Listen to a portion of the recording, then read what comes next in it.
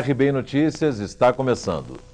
Criada pelos negros durante a escravatura, a capoeira se perpetuou no Brasil e se espalhou pelo mundo. Atualmente, a prática não é só uma forma de defesa pessoal. Muita gente faz capoeira para se exercitar ou pelo prazer do movimento. Aqui em Brasília, o Grupo Cordão de Ouro desenvolve uma série de projetos com praticantes de todo o mundo. Eles dão aulas de capoeira para estimular a identidade cultural de adolescentes em situação de risco. E é com o presidente do Grupo Cordão de Ouro, Eurico Neto, e o instrutor Robinson Araújo, que eu converso agora aqui no RB Notícias. Bem, é um prazer recebê-los aqui no programa.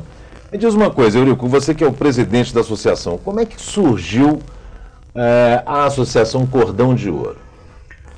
Bom, surgiu da necessidade de profissionalização das atividades culturais que a gente já executava, né? Uhum. Mas você dava aula numa academia? A gente dava... É comum hoje essa prática, a gente ter aulas em academias, em escolas, e, enfim, de várias maneiras no mercado profissional. Uhum. A gente, desde o princípio, a gente se aprofundou muito na questão da promoção de eventos, no intuito de pesquisar, trazer as pessoas, trazer os velhos mestres, as pessoas que têm um saber popular muito precioso e que estão sendo, de certa forma, esquecidas. Mas quando você fala a gente, você está falando de quem?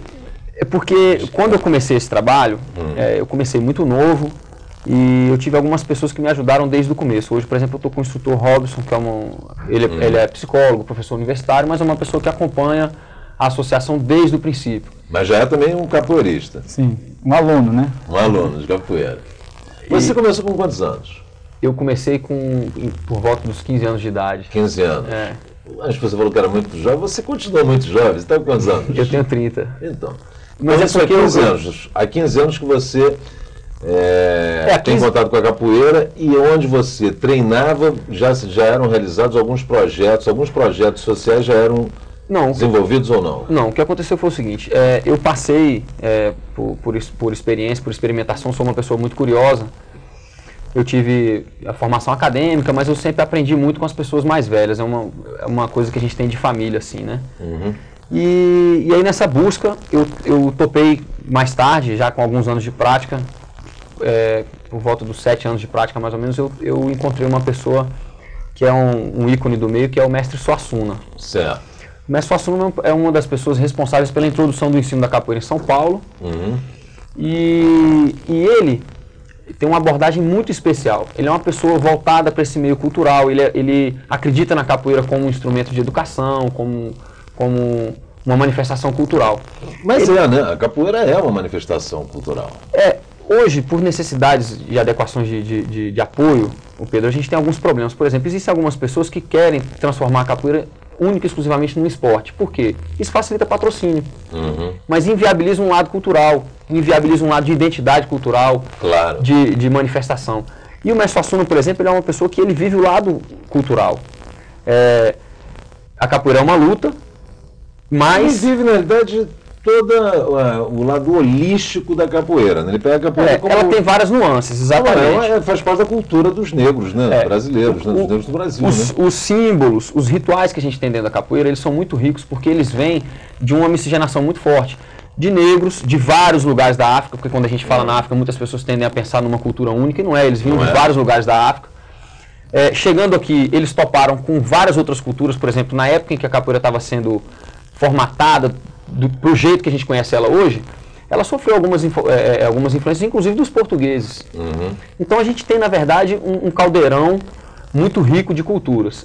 E ele explora isso de uma forma muito especial. São 40 anos ensinando.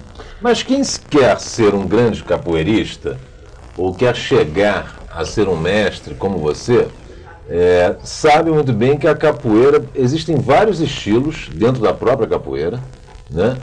E ritmos também. Com certeza. Não é verdade?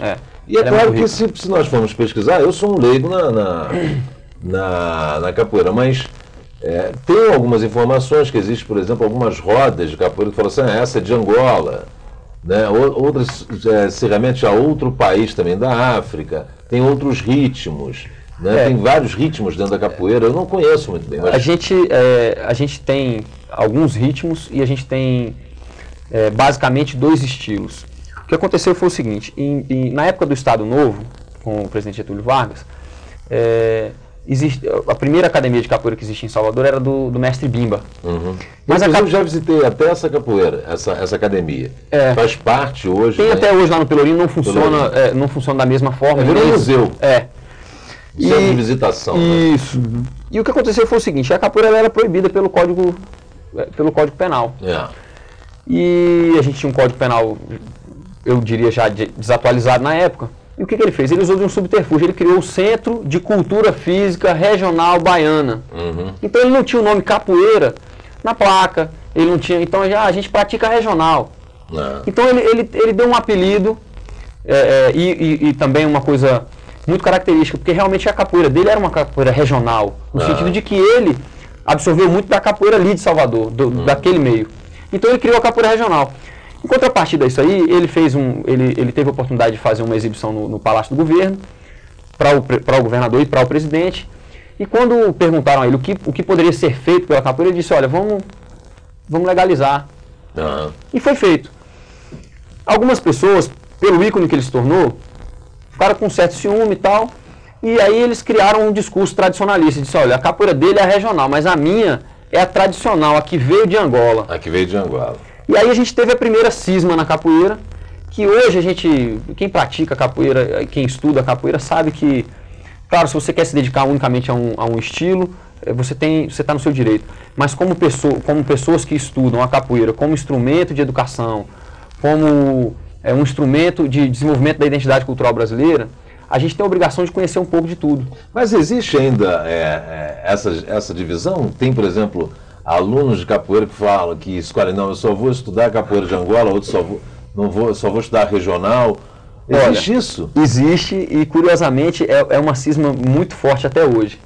A gente tem isso com perdão, com todo respeito a todos vocês capoeiristas, não quero magoar nem ofender ninguém. Isso não é uma grande besteira, porque não seria interessante, não é interessante para aquele que é o capoeirista conhecer as duas? Olha, as várias. Eu vou dividir com você a minha opinião. Por exemplo, dentro de uma graduação universitária, você tem um advogado que ele conhece de todas as leis, mas ele se especializa, né? No direito civil, outro no penal, outro no tributário. Então o que acontece? Dentro da capoeira a gente teve essa especialização em duas vertentes muito fortes. Mais tarde o mestre Suassuna até criou um trabalho que é excepcional, que é um trabalho que até facilita você ter contato com os dois mundos, que a gente vai falar nele daqui a pouco. Mas o que acontece é o seguinte: a gente tem essa cisma, existem pessoas que por razões ideológicas, razões sociais, enfim, ou de culturais, elas se especializaram em um único tipo de prática. Né? Meu ponto de vista, mas se especializado, eu até entendo. Por exemplo, você pode ser um capoeirista especializadíssimo na regional, mas você também conhece a capoeira de Angola e não vai se furtar, por exemplo, de um convite, por exemplo, numa roda de capoeira, todo mundo sabe disso, não vai se furtar de jogar uma capoeira de Angola com um colega, um amigo, um capoeirista que veio lá, às vezes veio dos Estados Unidos, que a gente sabe que tem capoeiristas hoje espalhados pelo mundo inteiro. Vem um americano lá que conhece a capoeira de Angola e não conhece a regional, né, do mestre Bimba.